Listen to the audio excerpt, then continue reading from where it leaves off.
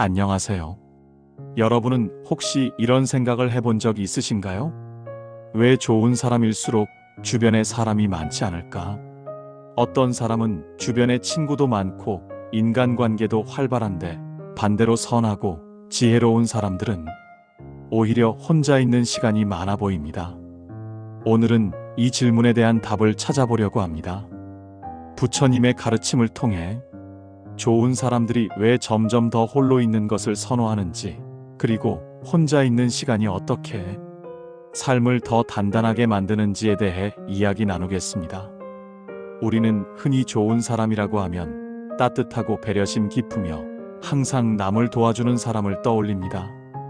이런 사람이라면 주변에 많은 사람들이 있어야 할 것 같죠?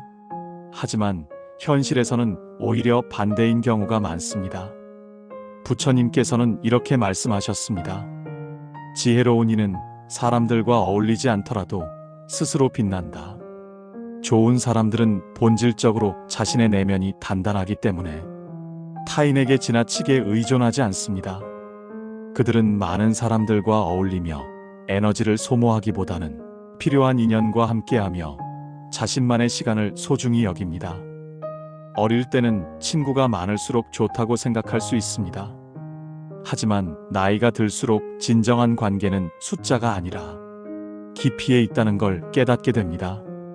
남을 배려할 줄 아는 사람일수록 에너지를 아껴 깊이 있는 만남을 추구하고 가벼운 인연은 자연스럽게 멀어지게 되는 것이죠. 부처님께서는 모든 관계는 인연에 따라 흐른다고 말씀하셨습니다. 우리가 맺는 모든 관계는 일정한 흐름 속에서 오고 가는 것이지 내가 억지로 붙잡을 수 있는 것이 아닙니다.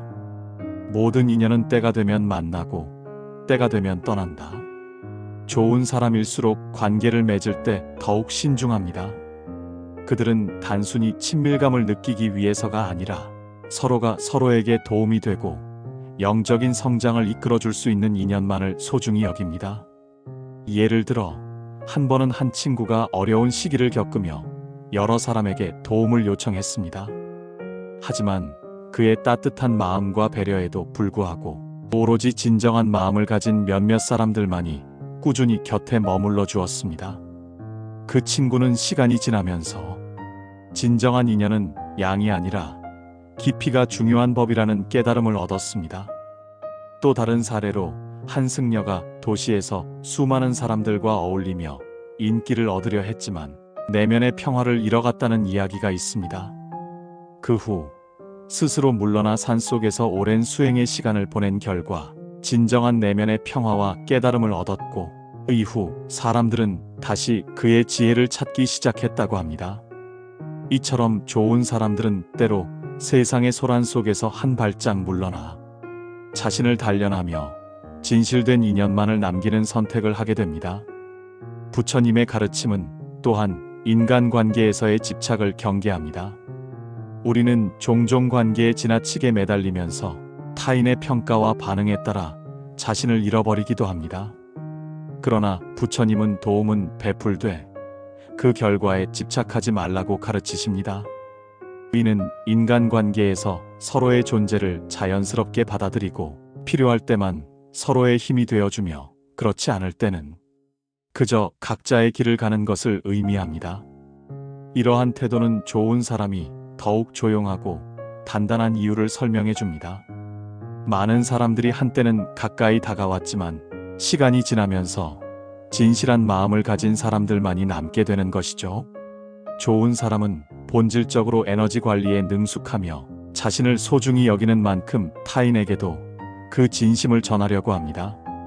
그 결과 겉으로 보기에는 인연의 수가 적어 보일 수 있으나 남아있는 인연들은 모두 깊고 의미 있는 관계로 이어집니다. 또한 현대 사회에서는 소셜 미디어나 네트워킹 이벤트를 통해 많은 사람들과 만나는 것이 당연시되지만 실제 마음의 깊은 교류는 오히려 적은 수의 사람들과 이루어집니다. 좋은 사람들은 이러한 표면적인 만남에 쉽게 동요하지 않고 자신에게 진정한 위로와 영감을 주는 사람들과의 만남에 집중합니다. 이는 부처님의 인연은 집착하지 않으면 자연스럽게 흘러간다는 가르침과 일맥상통합니다. 좋은 사람들은 혼자 있는 시간을 선택하지만 이는 단순한 외로움이 아닙니다. 부처님께서는 이렇게 말씀하셨습니다. 홀로 있음은 고요하고 평화롭다. 혼자 있는 시간은 자기 성찰과 내면의 성장을 위한 소중한 기회입니다. 사람들과의 끊임없는 교류 속에서는 자신만의 진정한 목소리를 듣기 어려울 때가 많습니다. 조용한 명상의 시간, 산책, 혹은 책 한 권과 함께하는 시간 속에서 우리는 자신이 진정 누구인지, 무엇을 원하는지를 깨닫게 됩니다. 실제로 많은 깨달음을 얻은 수행자들은 혼자 있는 시간을 통해 내면의 불안을 치유하고 자신의 가치를 다시 한번 확인했다고 전해집니다. 이 과정에서 그들은 세상의 소음에서 벗어나 자신만의 고요한 세계를 만들어갑니다. 예를 들어 한 중년의 직장인은 오랜 기간 동안 인간관계에 지쳐 혼자만의 시간을 갖기로 결심했습니다. 처음에는 외로움과 공허함에 시달렸지만 차츰 스스로를 돌아보고 자신이 정말 원하는 것이 무엇인지를 발견하게 되었죠. 그는 부처님의 내면의 평화는 외부의 인정을 넘어선다는 가르침을 마음에 새기며 더 이상 거칠에 연연하지 않고 진정한 자아를 찾는 여정을 시작했습니다. 또 다른 사례로 한 작가는 여러 사람과의 만남보다 혼자 글을 쓰며 자신의 세계를 구축하는데 더 큰 만족을 느꼈다고 합니다. 비록 외부에서는 인맥이 부족해 보일 수 있으나 그의 작품에는 깊은 통찰력과 인간에 대한 따뜻한 시선이 담겨 있었습니다. 이는 좋은 사람이 선택한 삶의 방식이 결코 사회적으로 고립된 것이 아니라 오히려 내면의 진실을 찾고 이를 표현하는 데 집중한 결과임을 보여줍니다. 좋은 사람이 많은 인연을 피하는 이유는 그들이 단순한 만남의 수치보다 진정한 소통과 깊이 있는 관계를 소중히 여기기 때문입니다. 인간관계의 소음 속에서 스스로를 잃지 않고 자신의 내면을 단련하는 과정은 결국 더 큰 자아, 성찰과 평화를 가져다 줍니다. 좋은 사람은 많은 사람들에게 인정받는 사람이 아니라 스스로를 이해하고 내면의 평화를 가진 사람입니다. 부처님께서는 이렇게 말씀하셨습니다. 홀로 걷는 자는 고요하며 바람결에도 흔들리지 않는다. 좋은 사람들은 홀로 있는 시간 속에서 자신을 돌보고 필요 이상의 관계에 연연하지 않기에 내면의 고요를 지킬 수 있습니다. 그렇기에 주변에 사람이 많지 않더라도 그들은 자신만의 빛을 잃지 않습니다. 여러분도 많은 인연의 숫자에 얽매이기보다 진실한 관계와 내면의 성장에 집중하는 삶의 가치를 되새겨 보시길 바랍니다. 각자의 길에서 스스로의 내면을 돌아보고 그 고요함 속에서 자신만의 지혜와 평화를 찾으시길 바랍니다. 오늘 이야기가 여러분에게 위로와 깨달음을 전했기를 바랍니다.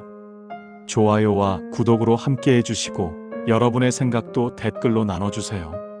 다음 영상에서 더 깊은 이야기로 찾아뵙겠습니다. 감사합니다.